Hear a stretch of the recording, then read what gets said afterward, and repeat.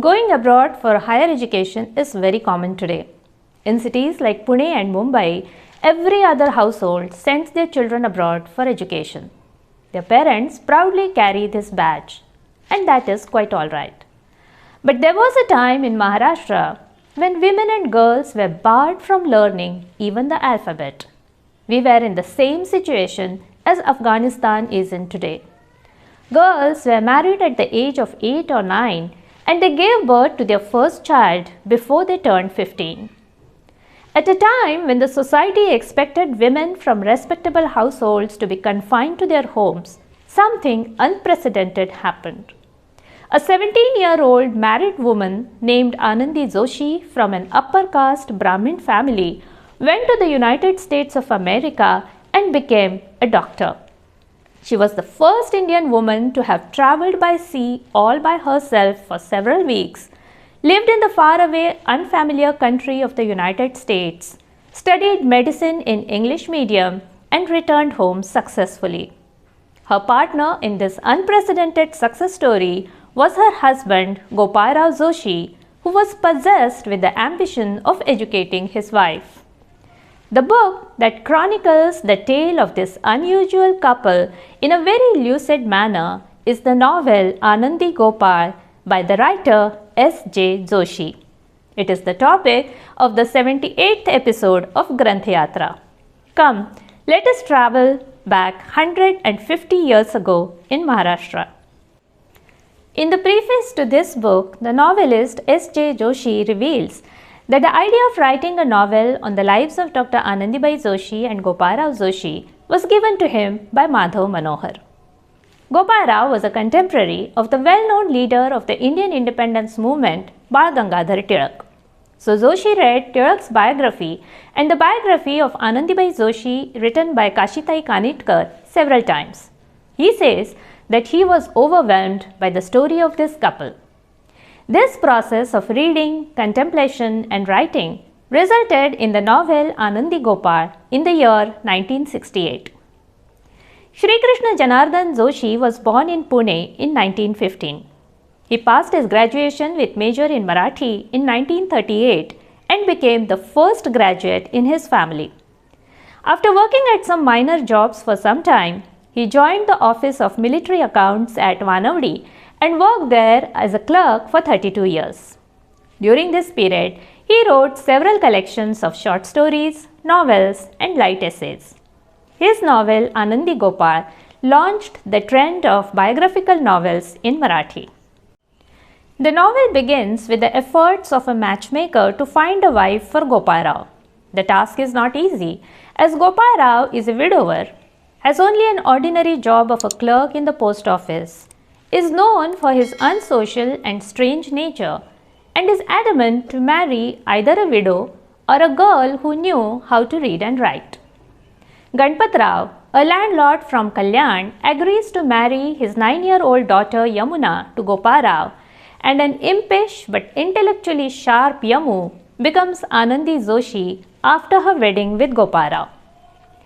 An incident soon after this wedding is illustrative of the social customs prevalent at the time.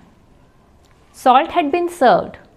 Anandi was holding the ceramic container and serving chutney. Gopalrao's forehead creased with impatience as he asked, "What did you do with the books that I had brought for you?" Her father sat before her. Her mother was present inside, as was her grandmother. Her husband was speaking to her in their presence. She began to tremble. She was unable to utter a word. Gopalrao became more insane and shouted, "Are you deaf?" Anandi was not able to hold on to the bowl. It fell to the ground with a bang. She merely stood there sobbing. Gopalrao was about to shout again when Ganpatrao Dada said quietly, "Why do you shout at that girl? We are still alive." Gopalrao looked at those living with surprise. He wanted to say something unpleasant and nasty, but he controlled that urge. He said, "She has to learn, so I asked her." "That is not the way," a voice from the interior of the house said. That voice then stopped. Another woman's voice then said in a low voice, What a way to behave! Speaking directly to his wife? There are elders present in the house. Doesn't he have any manners? But Gopalrao was firm on his decision. He blackmailed his wife's family with the threat of converting to Christianity if they did not allow him to educate Anandi. The chasm between his value system and that of Anandi's family was so wide that Anandi's grandmother had thrown away the books brought by Gopalrao into the cowshed. Poor Anandi became the victim of physical and mental torture in this conflict. Her husband beat her with a stick if she did not study, and if she sat down to read, her mother would beat her with a burning log from the stove. Gopalrao sought to transfer to Alibag away from Anandi's family so that she could have the freedom to study. As a result of his threats and occasional coaxing, Anandi began to study and gradually developed a liking for reading books. However, she got pregnant even before completing 12 years of age. She delivered a baby boy who fell sick 10 days after his birth. The remedies of the local physician were of no help. Joshi writes, "Sacred ashes were smeared and incense burned. Rituals were performed to counter the evil eye. A black thread was tied. The village physician arrived. He gave some paste. Gopalrao watched all this commotion like an outsider. He found the arrival of the physician, his checking of the baby's pulse, stupid. There was a doctor in the town who knew Western medicine. He was Christian. How can he be brought into the home? How was it possible to take him to the room of the new mother? A thought flashed in his mind. If only there was a female doctor in the town. The baby died. Once Anandi had somewhat overcome her grief, Gopalrao resumed her education. He encouraged her to carry on. Now, without wasting any more time, concentrate on your studies from tomorrow. God wanted you to study, which is why He let this happen. You should study to such a level that people should point to you as an example." His eyes sparkled. She was overwhelmed. As if some mendicant should cast a spell with some mantra on a child and take him away for spiritual practice. That was Anandi's condition. She was no longer herself. The enormous light in her husband's eyes shone like fire. It looked like the flames in the altar of fire sacrifice. She was helpless before that light and followed him on the path. Joshi deftly picturizes how this obsession with education, this passion, gradually gets transmitted to Anandi from Gopalrao. Anandi endures severe opposition from her family and the society, but learns to read and write in Marathi, Sanskrit, and English. She learns mathematics, geography, history, and grammar by reading books. Her neighbors subject her to ridicule. They throw garbage at her.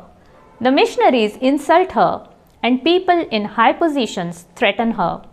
But Gopalrao and Anandibai ignore this strong opposition and continue to plod on their path. They decide that Anandi should study medicine in the United States, but they don't have any source of funding. That is when a surprising coincidence occurs. A letter written by Gopalrao to an American missionary gets published in an American newspaper. A woman named Mrs. Carpenter happens to read it. She is impressed by the desire of an Indian lady to study medicine in the United States, and she writes to Anandibai. Through this correspondence, Anandi is assured of a faithful friend in the United States, and Gopalrao suggests that Anandi should proceed to the States alone. By now, Anandi has amassed enough self-confidence and agrees to the proposal. Against the backdrop of the contemporary social atmosphere, the writer S.J. Joshi effectively portrays Anandi's transformation from a little girl who had found the first book given to her by Gopalrao like a vast ocean to the confident woman who fearlessly makes a speech in English at a gathering for her farewell. At the same time, he also reveals the intricacies of Gopalrao's complex personality. Referring to Gopalrao, he writes, Everyone has passions, but they remain only fads. But this man was different. He was not able to marry some widow, but he did not give up his goal of educating his wife. He never mingled with anyone around him, nor did he indulge in any pleasures or gossip. He did not even celebrate any festivals.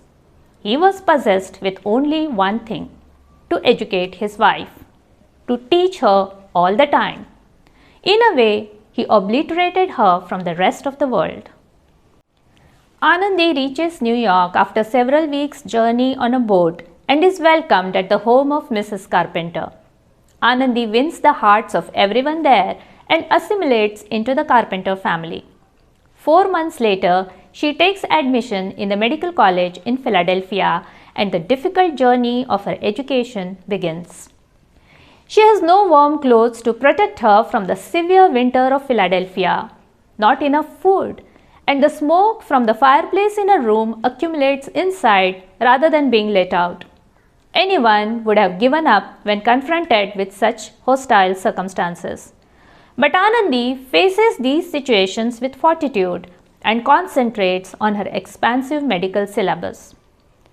Instead of supporting her in these circumstances with compassion and encouragement, Gopalrao writes letters that cause her great anguish.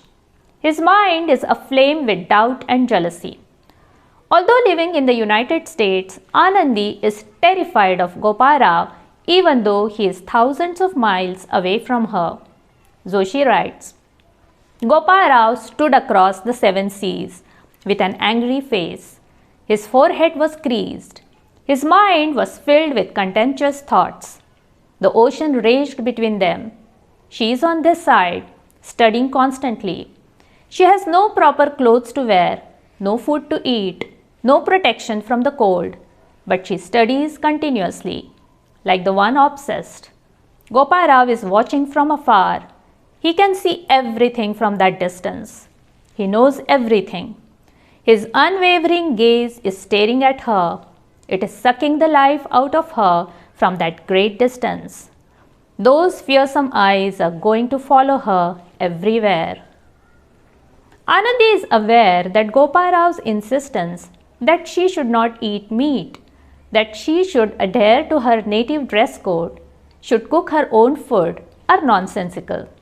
Yet, she does not have the courage to go against them. She contracts tuberculosis as a result of malnutrition and exposure to cold. Even when running high fever, she somehow appears for her final exam and then returns to the home of Mrs. Carpenter. The results are declared a month later and Anandi passes the examination with first class. She becomes Dr. Anandibai Joshi. Meanwhile, Gopalrao is fed up with the circumstances in India and has set out for the United States. He works his way as a laborer and reaches San Francisco via China and Japan. Once there, he dons the saffron garbs of a renunciate and gives a series of lectures denouncing the American way of life.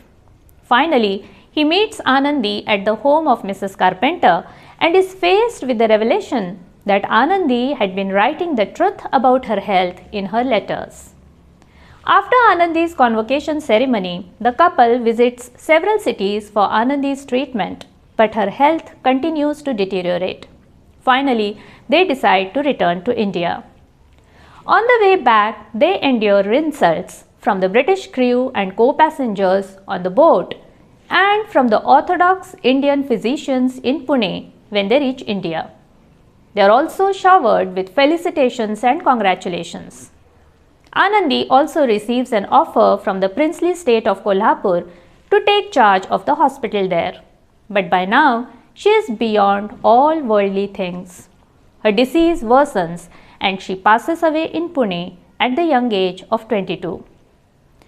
S.J. Joshi has depicted the dramatic life of Gopalrao and Anandibai, who were obsessed with the goals in their life, in lucid language and in very engaging style in this novel. We have with us today Dr. Rekha Jagnale, who will tell us more about this book. वाङ्मय रसिक मित्रहो, नमस्कार. Doctor Anandibai Joshi हे नाव आजही मोठ्या आदरानं महाराष्ट्रातच नाही तर जगभरात घेतलं जातं. अत्यंत प्रतिकूल परिस्थितीवर मात करून वेळप्रसंगी समाजाचा रोष पत्करून आनंदीबाई शिकले. भारतातील पहिल्या डॉक्टर होण्याचा मान त्यांनी मिळविला. आनंदी व गोपाळराव जोशी यांच्या प्रेरणादायी जीवनसंघर्षावर आधारित आनंदी गोपाळ ही श्री ज. जोशी लिखित कादंबरी अतिशय प्रेरणादायी अशी कादंबरी आहे. आनंदी अमेरिकेत जाऊन डॉक्टर झाली ही कादंबरीची कथा. ही कथा जेवढी आनंदी आणि गोपाळराव जोशी यांच्या संघर्षमय आयुष्याची आहे तेवढीच ती त्या काळाची, त्या काळातल्या आयुष्य जखडून ठेवणाऱ्या रूढींना कवटाळून बसलेल्या समाजाची ही ती कथा आहे. ज्या काळात चूल आणि मूल सांभाळणारी स्त्री केवळ समाजाला माहिती, त्या काळात उंबरठा ओलांडून 7 समुद्रापलीकडे जाऊन वैद्यकीय शिक्षण घेऊन आनंदी मायदेशी परततात. उंबरठ्याच्या आत रमणाऱ्या समस्त स्त्रियांना प्रेरणादायी असं समाजाविरोधी उचललेलं ते पहिलं पाऊल भारतीयांसाठी ठरलं. हा क्षण केवळ महाराष्ट्रातच नव्हे तर संपूर्ण भारताच्या इतिहासातील सुवर्ण क्षण होता. मात्र या क्षणाच्या पूर्ततेसाठी आनंदी आणि गोपाळ या जोशी दाम्पत्याने आपल्या आयुष्याचा जो होम केला तो क्वचितच कोणाला दिसला असेल, नाही का? आनंदी आणि गोपाळराव जोशी यांची ही कथा आनंदी गोपाळ कादंबरी श्री ज. जोशी यांनी इतक्या सुंदर पद्धतीने मांडली की आनंदी गोपाळरावांच्या व्यक्तिमत्वाची छाप पडल्याखेरीज राहत नाही. रूढी परंपरेविरुद्ध बंड करणाऱ्या गोपाळरावांनी आनंदीबाईंना शिक्षण घेण्याकरिता कशी साथ दिली आणि समाजाविरुद्ध भूमिका घेऊन कसं प्रोत्साहित केलं हे या कादंबरीतून आपल्याला पाहायला मिळतं. कारण प्रत्येक यशस्वी पुरुषाच्या मागे स्त्री असते अशी समाजाची साधारणतः धारणा आहे. पण यशस्वी स्त्रीच्या मागे पुरुष देखील असू शकतो हे आनंदी गोपाळ कादंबरीनं सांगितलं. आणि म्हणूनच हे या कादंबरीचं यश आहे. स्थल कालाच्या या पटावर आनंदी गोपाळ हा पूर्ण चित्रपट डोळ्यासमोर साकारावा इतकी या कादंबरीची भाषा प्रत्ययकारी, उत्कट आणि त्या कालखंडाला साजेशी अशीच आहे. कादंबरी वाचताना त्यातल्या व्यक्तिरेखा अगदी जिवंत होऊन मनाचा ठाव घेतात. विशेषतः निवेदन शैली इतकी उत्कृष्ट आहे, सर्व प्रसंग न प्रसंग डोळ्याच्या समोर उभे राहतात. आपण ही कादंबरी नक्की वाचावी. यातून आनंदीबाई गोपाळराव जोशी यांचं चरित्र आणि त्या काळातील कर्मठ चालीरीती, ब्राह्मणी संस्कृतीचा इतिहास आपल्यास वाचता येईल. धन्यवाद.